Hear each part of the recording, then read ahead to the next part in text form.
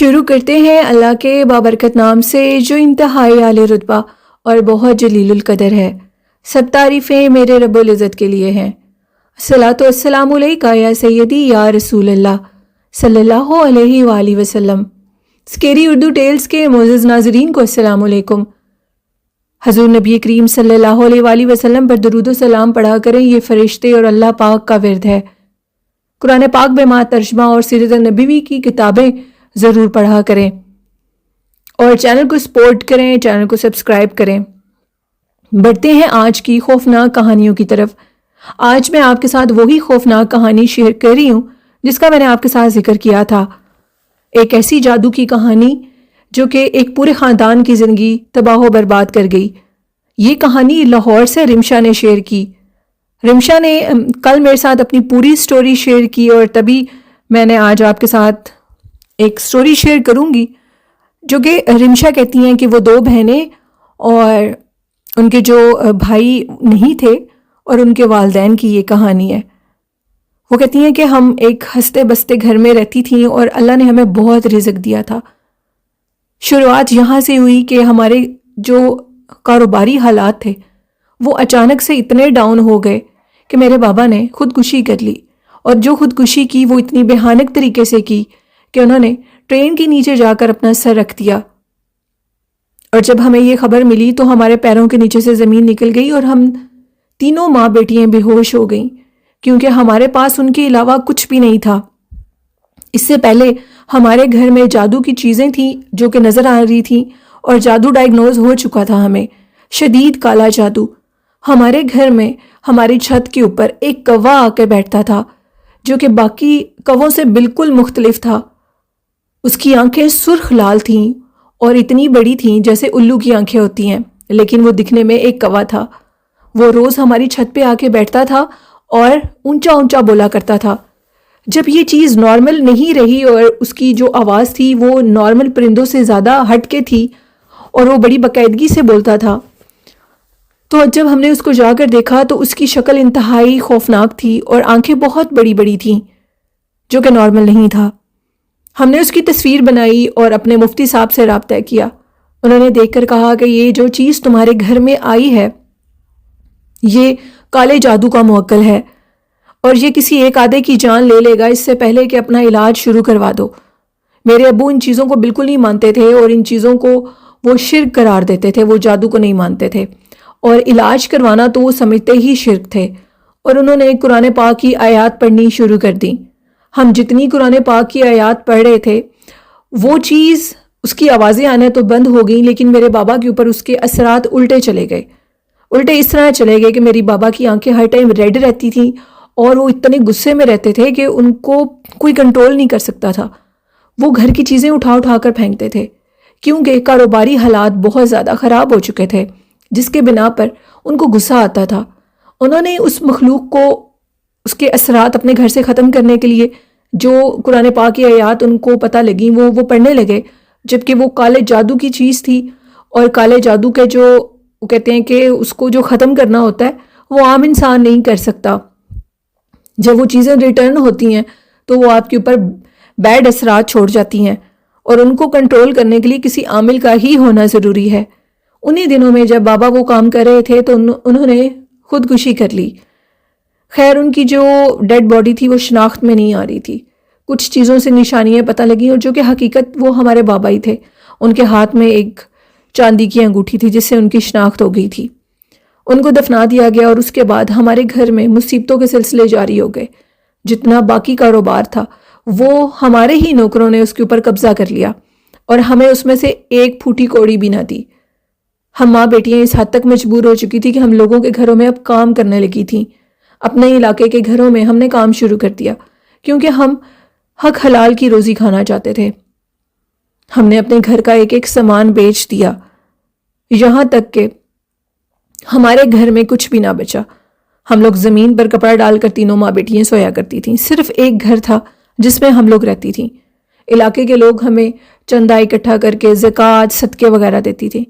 ہمارے خاندان کے تمام لوگ ہمیں چھوڑ گئے تھے، یہاں تک کہ وہ ہمیں پہچانتے بھی نہیں تھے۔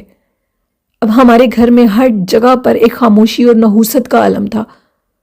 سب سے بڑی ایک گندی چیز ہمارے گھر میں ہوتی تھی، وہ یہ تھی ایک نماز والے کمرے کے علاوہ جہاں وہ نماز پڑھتی تھی، رمشا کہتی ہیں، اس کے علاوہ باقی گھر میں ایسی غلاظت جو کہ بیان سے باہر ہے وہ جگہ جگہ پر نظر آنے لگی۔ اس کی گندی سمیل، تعفن زدہ سمیل ہمیں گھر کے اندر سے بھی باہر جانے پر مجبور کر رہی تھی، یہاں تک کہ ہم اپنے ہی گھر میں رہ نہیں پا رہے تھے۔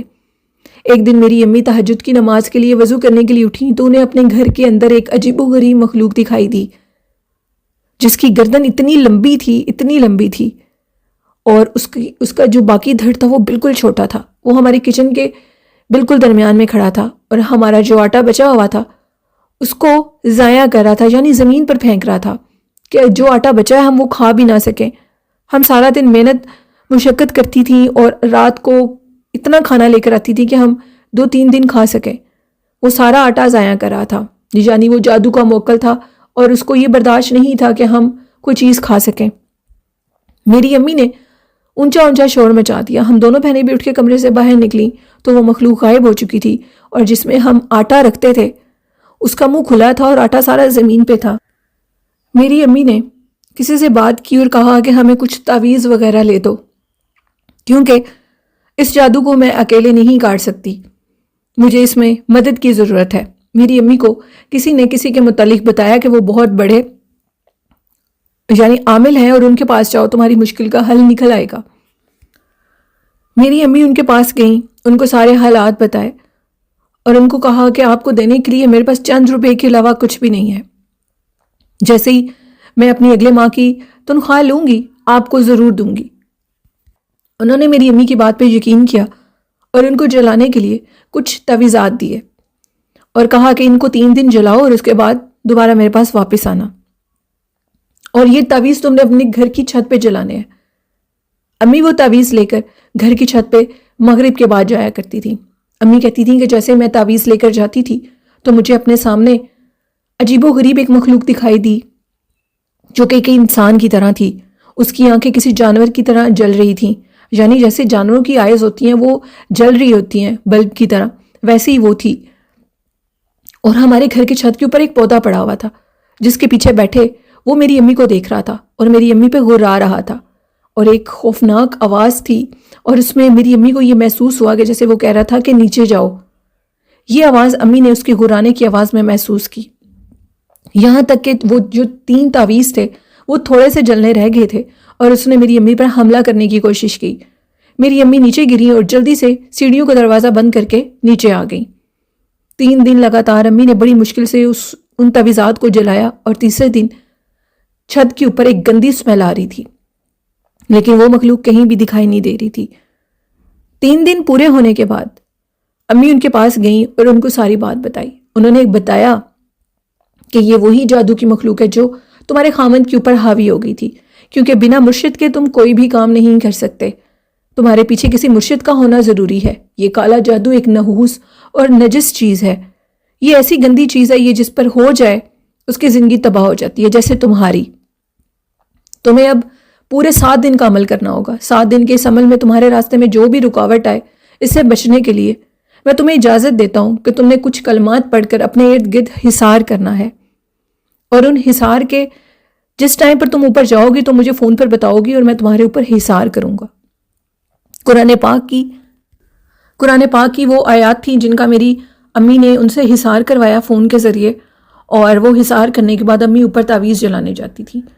جیسے ہی امی اوپر جاتی تھی تو ہمیں یہ محسوس ہوتا تھا کہ جیسے اوپر سے کچھ توڑ پھوڑ ہو رہی ہو، کچھ چھت کو توڑ رہا ہو، کوئی میری امی کی چیخنے کی آوازیں، کیونکہ انہوں نے کہا تھا کہ اوپر سے جیسے بھی آوازیں آئیں بچیاں پیچھے نہیں جائیں گی، تمہاری جان کو کوئی خطرہ نہیں ہے۔ وہ موکلات تمہاری بیٹیوں کو ڈرانے کے لیے کسی حد تک بھی جا سکتے ہیں، اس لیے تم لوگوں نے کوئی بھی آواز سن کر اوپر نہیں جانا۔ وہ ساری آوازیں ہم نے برداشت کی، ہم امی کے پیچھے نہیں گئے۔ خیر اس کے بعد ان کا کہنا تھا کہ 7 دن کے اس عمل کے بعد اچانک سے ایک دن میری امی کے نمبر پہ کال آئی، اور وہ کال جن کی تھی وہ کوئی میرے ابو کے پرانے دوست تھے۔ ان کا کہنا تھا کہ آپ کے خاوند نے انشورنس کروائی ہوئی تھی، اس انشورنس کی مدت ختم ہو چکی ہے، اور مجھے پتہ لگا ہے کہ ان کی ڈیتھ ہو گئی ہے، ان کی امانت میرے پاس ہے، اور آپ کو میرے پاس آنا ہوگا، آپ اپنی بیٹیوں کو لے کر میرے پاس آئیں اور ان پر سائن کرتے، کیونکہ آپ کے خاوند کے بعد آپ کا نام لکھا ہے اور آپ کی بیٹیوں کا۔ آپ کے سائن کے علاوہ وہ انشورنس کے پیسے کسی کو نہیں مل سکتے۔ اچانک سے 9 دن کے عمل کے بعد ہمیں ایک خوشخبری ملی، تقریباً 50 لاکھ کی انشورنس ہمارے پاس آئی۔ جس دن 7واں دن تھا، میری امی نے جب وہ عمل کیا تو ان کو واضح طور پر یہ محسوس ہو رہا تھا کہ جیسے ایک عورت آگ جلائے بیٹھی ہے، اور وہ عورت نان مسلم ہے، وہ کچھ پڑھی جا رہی ہے اور آگ کے اندر پھینکی جا رہی ہے۔ جب وہ پورا تعویذ جل کے راکھ ہو گیا تو وہ عورت چیخنے لگی اور کہنے لگی کہ تباہی ہو تیری، تو نے مجھے آگ میں جلا دیا۔ اور میری امی نے واضح طور پر یہ دیکھا کہ اس عورت نے بھی اسی آگ کے اندر خود کو جلا لیا ہے اور وہ عورت مر گئی ہے۔ چھت کے اوپر ایک عجیب سی فضا تھی، ہمارے گھر کی ہر چیز بالکل کنجسٹڈ ہو چکی تھی۔ گھر خالی ہونے کے باوجود ہمیں یوں لگتا تھا کہ جیسے ہمارے اوپر گر جائے گی دیواریں، لیکن سارا گھر کھلا کھلا، اور وہ جو گندی غلیظ چیزیں تھیں وہ خود بخود ان کی جو سمیل تھی وہ ختم ہو گئی۔ انہوں نے جو عامل تھے ان کا کہنا تھا کہ ان چیزوں کو تم لوگ ہاتھ نہیں لگا سکتے، بلکہ میرے کچھ بندے آئیں گے اور اس غلاظت کو خود اٹھائیں گے۔ اگر تم لوگوں نے اس کو ہاتھ لگایا تو پھر سے تم لوگوں کے اوپر جادو کے اثرات آ سکتے ہیں۔ ان کے کچھ اپنے بندے تھے جو کہ اس کام کے لیے انہوں نے رکھے ہوئے تھے، انہوں نے وہ ساری چیزیں آ کر اٹھائیں، وہ غلاظت اٹھائی اور اس کو پانی کے اندر پھینک دیا، گندے پانی کے نالے کے اندر۔ اور ہمیں وہ جو انشورنس کے پیسے تھے، وہ جو کہ کافی دنوں سے آئے ہوئے تھے، اور اس شخص کا ہمارے ساتھ رابطہ نہیں ہو پا رہا تھا، یعنی اس شخص کا کہنا تھا کہ وہ میری امی کے نمبر پہ کال کرتا تھا، لیکن آگے سے ایک عجیب و غریب شخص بولتا تھا اور یہ کہتا تھا کہ یہ میری والدہ کا نام لے کر یہ ان کا نمبر نہیں ہے۔ وہ کافی پریشان ہوتے تھے اور ہر جگہ سے جا کر میری امی کے علاوہ میرے بابا کا پتہ کرتے تھے کہ آخر وہ کدھر رہتے ہیں اور ان کا گھر بار کدھر ہے۔ وہ جب بھی ہمارے گھر کے ایڈریس پہ ہمیں ملنے کے لیے آتے تھے تو ان کو آگے سے عجیب و غریب شکلوں کے کچھ لوگ ملتے تھے اور یہ کہتے تھے کہ وہ لوگ گھر پہ نہیں ہیں۔ یہ سارے جادو کے موکلات تھے جو کہ ہماری کامیابی کو ہم تک آنے نہیں دے رہے تھے۔ رمشا کہتی ہیں کہ یہ ہماری زندگی میں واقعہ پیش آیا، سچا خوفناک واقعہ، جس نے ہماری زندگی میں ہمارے والد کو ہم سے چھین لیا، اور اس کے بعد ہم نے لوگوں کے گھروں کے کام کیے، ہم نے بہت سی باتیں فیس کی، لیکن ہم غلط راستے پہ نہیں چلے، بلکہ ہم نے محنت کو ترجیح دی اور حق حلال کے راستے پہ رہے۔ بڑی مشکل سے 9 دن کے اندر اتنا بڑا کالا جادو ہمارا کٹا، اور ساتھ وہ پیچھے پڑھائی کر رہے تھے۔ پڑھائی کے علاوہ آپ خود یہ کالا جادو نہیں کاٹ سکتے، کیونکہ کالا جادو کے موکلات آپ کے اوپر اٹیک کرتے ہیں، جو ان کو دور کرنے کی کوشش کرتا ہے، کیونکہ ان کو بھی کسی عامل نے باندھ کر پھینکا ہوتا ہے، اور یہ باقاعدہ حکم دیا ہوتا ہے کہ جو بھی اس مدت سے پہلے تمہیں ہٹانے کی کوشش کریں، تم ان کو جان سے مار دو، نقصان دے دو، ایسے مسئلوں میں پھنسا دو کہ وہ تمہارا راستہ ہی بھول جائیں، وہ تمہیں ٹھیک کرنے کا راستہ بھول جائیں۔ تو یہ رمشا کی کہانی تھی۔ وہ کہتے ہیں کہ ہمارے اوپر یہ جو جادو ہوا تھا، اس کے متعلق ہمیں پتہ لگا تھا، ہمارے اپنے داد کے خاندان میں کچھ لوگ تھے جو کہ انڈیا میں رہتے تھے، اور انہوں نے انڈیا سے ہی کالا جادو ہمارے اوپر کروایا تھا۔ وہ 50 لاکھ ملنے کے بعد رمشا کہتی ہیں کہ ہم نے اپنے اس گھر کو بھی سیل کر دیا، وہ سارے پیسے لیے، اور لینے کے بعد ہم کسی اور شہر میں چلے گئے۔ آج تک ہم اپنی شناخت میں اپنے شہر کے متعلق لاہور ہی بتاتے ہیں، اصلی جو ہمارا شہر ہے وہ ہم کسی کو نہیں بتاتے۔ ہم اپنوں سے بالکل دور چلے گئے، جبکہ ہمارے اپنوں نے ہمارا بالکل ساتھ نہیں دیا۔ اور یہ رمشا کی کہانی تھی کالے جادو کی، جو کہ انہوں نے شیئر کی۔ بہت شکریہ رمشا۔ تو اس طرح کے کالے جادو ہوتے ہیں لسنرز، جو ان لوگوں کی زندگیاں خراب کر دیتے ہیں۔ امیری سے غریبی کا سفر اور غریبی سے پھر امیری کا سفر بڑے صبر سے انہوں نے جو طے کیا، اس طرح کا ایمان اللہ سب کو دے اور صبر ایسا سب کو دے۔ اور جتنا ہو سکتا ہے اپنی کامیابیوں کو لوگوں سے چھپائیں۔ لوگ بہت زیادہ حسد کرتے ہیں، کون اچانک آپ سے حسد کر لے، آپ کے پیاروں کو آپ سے دور کر دے، اس طرح کی باتوں کو ضرور چھپائیں اور اپنی کامیابیوں کو بالکل ہائیڈ کر لیں۔ تو یہ میرا اچھا میسیج تھا اپنے لسنرز کے لیے، اور والدین جیسی خوبصورت نعمت کی قدر کریں، ان سے بہت محبت کریں، ان کی دعاؤں کے سائے کے نیچے انسان کو رہنا چاہیے، تبھی آنے والی تمام مصیبتیں انسان سے دور رہتی ہیں۔ اگر مصیبتیں آ بھی جائیں تو وہ ٹل جاتی ہیں والدین کی دعاؤں کی وجہ سے۔ اللہ پاک ہم سب کے والدین کو صحیح سلامت اور صحت تندرستی والی لمبی زندگی عطا کرے، آمین۔ اور اپنی ہوسٹ نیلم کو اجازت دیجیے، مجھے دعاؤں میں یاد رکھیے گا اور اپنا اور اپنے والدین کا خیال رکھیے گا۔ اللہ پاک آپ سب کا حامی و ناصر ہو۔ اللہ حافظ۔